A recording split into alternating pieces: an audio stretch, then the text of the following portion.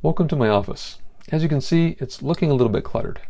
I've got my laptop propped up here so the video camera is set for Zoom calls. I've got my monitor set up here so ergonomically it's the right height.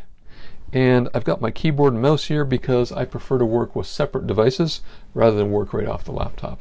But as you can see, I've got virtually no space to take notes or use the desktop. So what I'm going to do is mount both the laptop and the monitor on a stand to clear up this space. I've got some plywood here left over from building this desk, so I can build a keyboard tray in here as well. It's really going to free up a lot of space. I've been doing a lot of video conferencing calls, and I'm going to show you the optimal camera angle and lighting for that type of scenario as well. Stay tuned, I'll show you how it's done. Our videos show you how to add value and character to your home. This is the centerpiece of the room, so it really needs to visually work. Learn how to get quality results that you'll be proud of. Welcome to Home Improvement Woodworking. This is part of a three-part series about desks. The previous video was how to build an inexpensive, easy-to-build desk. This is a built-in desk. And a video I've got coming up is using parts of old desks to build a new desk. That'll be on my Fixing Furniture channel. What I'm going to do is start this project by working on the keyboard tray because the finish needs time to dry. When the finish is drying, I'll come in here and put in the monitor stand and the laptop stand, and then I'll bring in the keyboard tray, install it, and I'll show you how to optimize your camera and your lighting for video conference calls. So what makes a good keyboard tray? Well, it needs to be rigid so that it's stable, so that when you're typing away, it's not moving around on you and won't be sliding. The key to that is making sure you've got a strong base. I'm using 3/4 inch plywood, and you're using quality hardware. These are slides that are meant for keyboard trays. This will hold 75 pounds, which is more than enough. And it's on ball bearing slides, so it's a good quality slider. You can see here in the diagram, this mounts right underneath the surface of the desk, so it's easy to install. I'll leave a link in the video description. Unfortunately, when I put my mouse pad and my keyboard rest on here, you can see I'm short on material. This is 3/4 inch cherry, and for me to buy a sheet of this is 150 Canadian. So in my opinion, not worth buying another sheet of plywood. What I'm going to do instead is take some leftover material I have, put it on either end, and that'll extend it and give it a bit of a breadboard look. I also need to cover up the front of the plywood edge here, and I'm going to put a bit of a lip on there so it's easy to pull in and out. This is a fairly basic project. For those of you that have basic woodworking skills, I'll share a few of my workshop tips with you as well, so you get some more out of this. My first workshop tip for you is if you're someone that tends to lose a lot of pencils, keep them where you're always using them. I just keep them over here. I've got 3 in a rack, and that way I know I always put them back. I know where to find them. I also use dust collection in my shop. I'm really fanatic about that. Dust can be really harmful to a woodworker, so I've got this dust collection box here that sucks in all the dust. Got it on a remote, just start it up, away we go.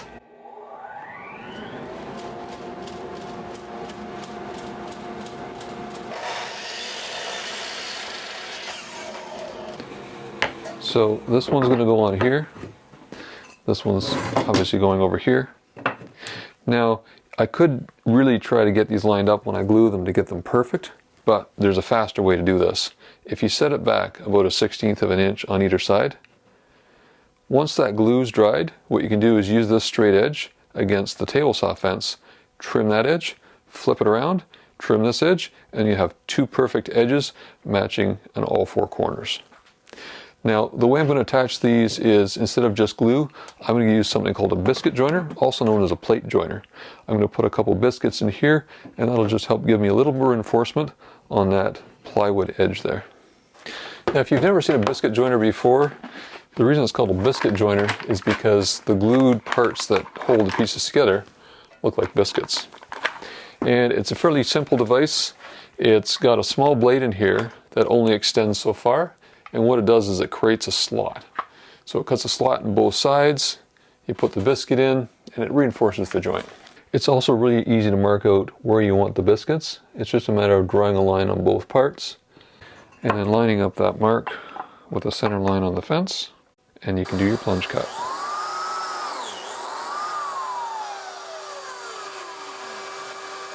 I highly recommend using a shop vac with your power tools. That way you're controlling dust at the source. And if you're not familiar with the hazards of wood dust, check out our dust collection fundamentals video.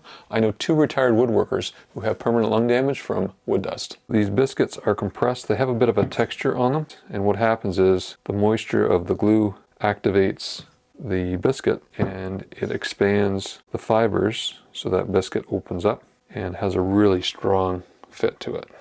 I've already glued the plywood edge, so we're all prepared there. I'll just add this glue and then put it together. The glue is now dried on this, and I've taken it out of the clamps, and the next step is to go through and sand it.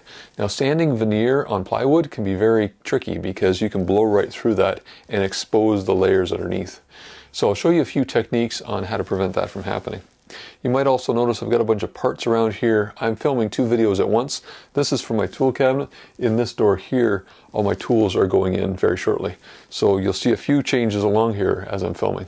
I'll be sanding this with a random orbital sander, and because this can work fairly fast, what you want to do is, if you've got a speed setting, you want to set it to low, and that way you're less aggressive with what you're doing. If your random orbital sander does not have a speed setting on it, what you can do is just make sure you're working with fine grit sandpaper. 220 is going to be slower, but that's what we want here. You want to go just enough that you can level out these areas. Another tip too is don't use brand new pieces of sandpaper. Use some that you've already been using a little bit, and that way they won't be as aggressive. Now, in terms of sanding technique, I see people doing this, and it does absolutely nothing for these sanders. They work much better than what you can do by hand. So you just need to move along slowly and smoothly, and for veneers, don't go over the edge. So that's about as far as I would go with a sander, because if I'm doing this, I've got a good chance that I could dig into that edge and sand through the veneer.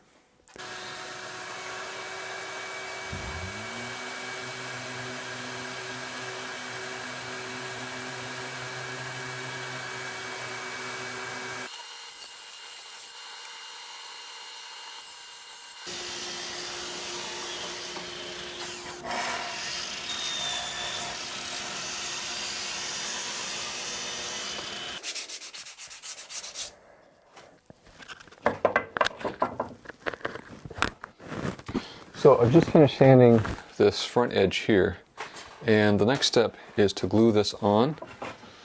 So it's going to sit about 1/8 of an inch above the edge of this. It's going to extend about the distance of the hardware.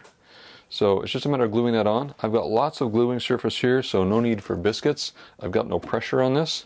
So I'll glue that up and clamp it, and then I'll get back to my other project. There are a lot of finish options for wood, and I'm choosing a polyurethane for this keyboard tray. The reason is polyurethane is a very durable finish. The finish that I put on this cabinet, you can see I've got my tools in it now. This is a garnet shellac, and I really like that because it gives a nice, warm, rich color to the wood. But unfortunately, it's alcohol soluble. So if you're to put an alcoholic drink on it, it could dissolve part of the finish and damage it. Another option is a spar varnish, and spar varnishes are really good for adding rich and depth to wood. So this is a live edge walnut board that I'm using on a shelf for another project. The first thing you need to do when you're finishing obviously is sand. We've already done that. And then what you want to do is vacuum it off with a shop vac and then use a tack rag. The tack rag will get any remnants of dust that the shop vac doesn't pick up. You'll be surprised at how much these pick up. Once you've done that, it's just a matter of applying the finish. I'm going to put on 3 coats here, and once that's done, we'll go into the office and we'll install it.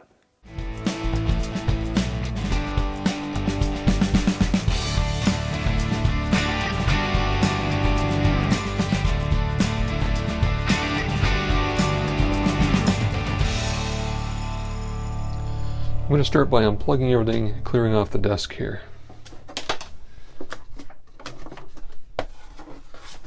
You can see here some of my favorite brands. Okay, so what you can see here is I've got a grommet. This electronics are coming through, and this is a built-in desk, so there's no lip at the back like there are on a lot of desks. So I ended up buying this monitor stand here. A friend of mine uses one of these, and he really spoke highly of it. So here you can see it's got the spot for the monitor mount and then a spot for the laptop. So I'll take all the parts out. It's neatly packed.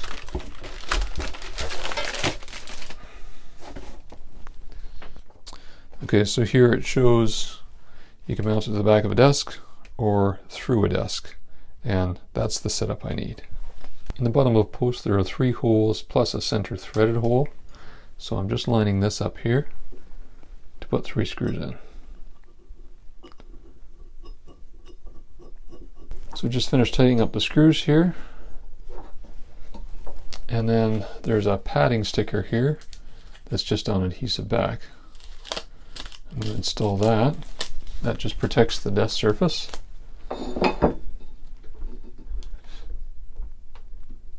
And then the way this is going on is actually meant to go through an existing grommet hole.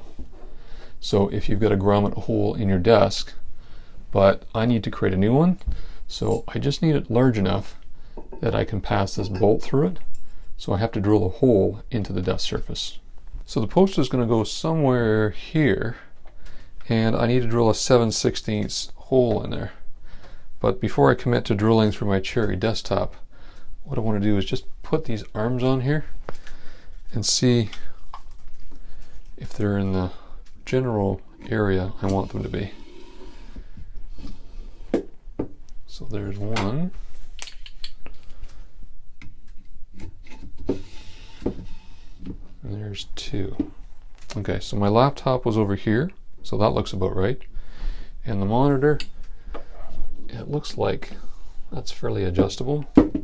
So yeah, looks like the right spot. Just from a symmetry perspective, I'm going to measure this out. The center here is about 2 1/4. So if I'm about here, 2 1/4, that looks about right there.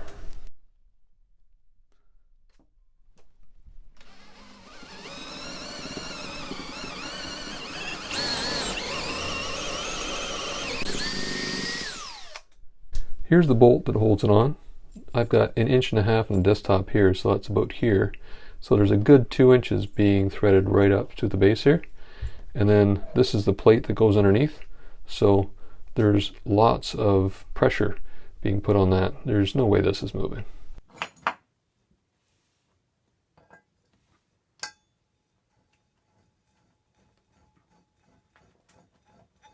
So this is rock solid. There's no way that that's moving on this desk. So the next step here is to put the arms on. And I'm just going to guess for now where that bottom arm is going to be. And then there's a nice cable management tie here that'll keep the cables in check. And then I've got another arm here. Next I have to attach the plate to the laptop stand. So these nuts and bolts just go on here.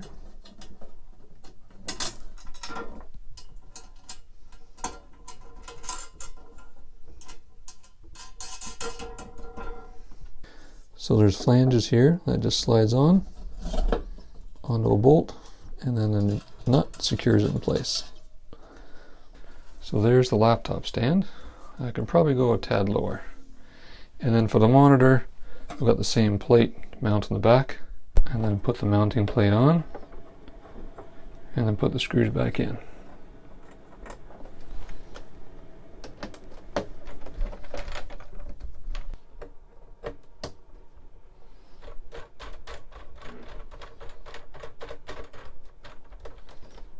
Now I can put that on the same way I did the laptop stand. That just slides in. And then a nut on top to lock it in. The finish is now dry on the keyboard tray, and I need to install this before I can set the height of the monitor in the laptop stand. So I'm going to flip this over and put the hardware on. The mounting hardware is pretty straightforward. There's a bracket here, and this mounts on the underside of the desk, and it can get locked in at different heights here. So the first step I need to do is take the front that slides out and attach this to the bottom of the keyboard tray. So 2 screws on each side, and we can take this to the office. This is a hinge bit. If you've never seen this before, it's a really neat self-centering bit, and what it does is there's a sleeve here that pulls back when you push down on it to make sure you get the hole exactly where you need it.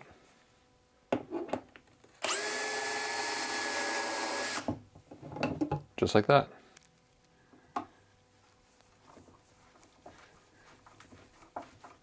Now let's head to the office. So this is where the keyboard tray is going. And you notice that the cherry here is lighter than what's here. Cherry does darken with age, so that will darken down with time. I have to put on the brackets here and then mount them underneath here, and then we can get all the technology hooked up. Now we've got a keyboard tray. Let's give it a try. Here's the keyboard rest, the mouse pad, the keyboard. Now if you're looking for a good cable management tip, if you use eyelets and screw them underneath the desk, then you can use something like a twist tie to hold your cables so they're not dragging on the floor. And then the mouse.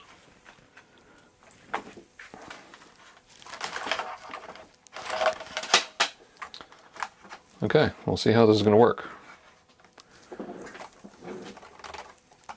Okay, that looks good.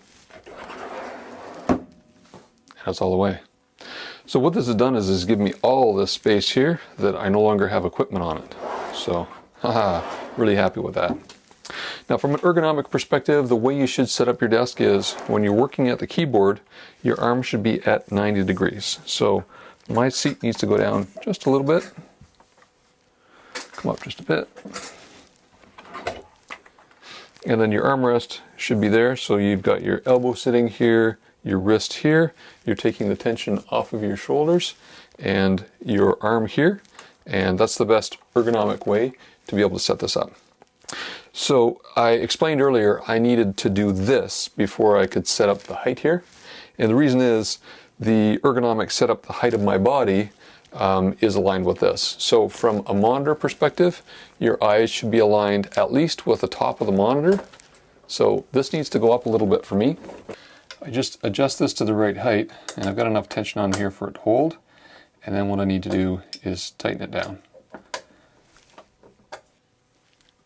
There, nice and snug. Now these cables that are down here, there is some cable management included. So let me take this clip off and show you. So this clip goes on the arm, this hangs underneath, so you can just loop cables back in here. So I'll put that on there. And I can loop these in here. And now they're nice and out of the way. There's another one back here, I can get them in as well. Now for the laptop stand, this does tilt. If I wanted to type here I could, but I don't intend to use it that way. But what I need to do is set it to the right height as well. And what you want to do is set up the camera so that it's at your eye level. If it's too low, you might have seen people on video like this before, it looks up the nose and up at the chin, not that flattering. If it's too high, it can enlarge the size of the forehead, and for someone like me, I don't need that help. So right at eye level is where I need it at. So I just need to raise this a little bit and we'll be good. Underneath the laptop arm there's some cable management as well, so I can take these cables, feed them through here, and get them off the desk. This is for the power cable here, and on this side I've got a USB. I've got this going to a USB hub, and then this one's for the monitor. Look at all this clear space. I can now put the grommet cap back on. There are a lot of cables here, so it's going to fit pretty snugly, but that'll work out well because my iPhone charger won't be slipping away on me. I'm loving all this open space I've got now. If I take out my notebook here, I can open it up, take some notes. I've got room for other pages, access to the keyboard and mouse, so it's a really good use of space. I'd highly recommend this monitor stand and laptop stand. It really frees up a lot of space. I'll leave links in the video description. Now I did promise that I'd share some tips with you on video conference lighting. If you haven't noticed yet, I've got this lamp here, and it's there for a reason. Let me turn on the video camera here, and you can see what you see through the camera with various lighting turned on and off. So this is what you're seeing with only my overhead lights on. You'll see there's lots of dark shadows on my face, and there's lots of dark area back here. Now if I turn on the lamp behind the camera, you'll see quite a difference. So you can see my face is starting to fill in with some light, but I've still got a dark area back here. I've got some accent lighting underneath the cabinet here, and you'll see that starts to fill in. Now the light behind the camera here has 3 settings on it. It's known as a 3-way light or a tri-light. So I've got the ability to turn it up even higher. Let me do that. So this is at the 2nd setting. Now you see how much crisper the picture is? So this is what's called front lighting. This is lighting my face and my shirt so that you can see and the camera can see better what's coming here. Overhead lighting doesn't do that. Now I've also got my overhead lights on a dimmer. If I dim them down a little bit, it'll allow the front light to come out more. So let me do that. So there I've got the top lighting turned down. You can see there's no reflection on my forehead now. And this is really giving some good light. I'm going to turn the light up here on the 3rd setting to see what that's like. So there you can see the light's getting a little bit light here. It's creating a bit of a shadow here. So it seems like the 2nd setting is probably the best one. So now you can see I've got good lighting on the front here, and there's very little reflection in my glasses. If you do have glasses, ring lights are not a good idea. They create stark images here in your glasses. A lamp with a lampshade is really the best lighting. I hope this has helped you in terms of how you can set up your video conferencing and your desk. And if you'd like to subscribe, you can click over here, click on the bell icon, and you get notified every time we publish a video. Until next time, enjoy your time in the workshop.